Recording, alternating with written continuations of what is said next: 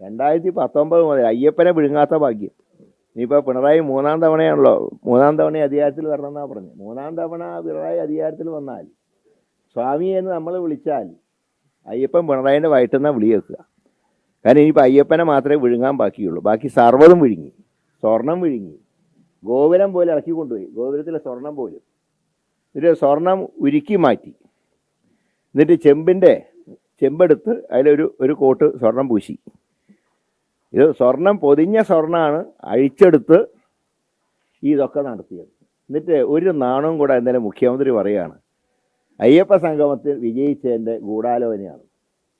ഞാൻ പറഞ്ഞിട്ട് ഉണ്ണികൃഷ്ണൻ പോറ്റി ആരുടെ കാലത്താണ് സ്വർണ്ണം ഇളക്കിക്കൊണ്ട്? ഞങ്ങളുടെ കാലത്താണ്. അന്ന് ദേവസ്വം ബോർഡ് പ്രസിഡന്റ് പത്മകുമാർ അദ്ദേഹത്തിൻ്റെ മകൻ വരെ യോഗദണ്ഡും രുദ്രാക്ഷവും എടുത്തു എന്നാണ് ഇപ്പോൾ കേൾക്കുന്നത്.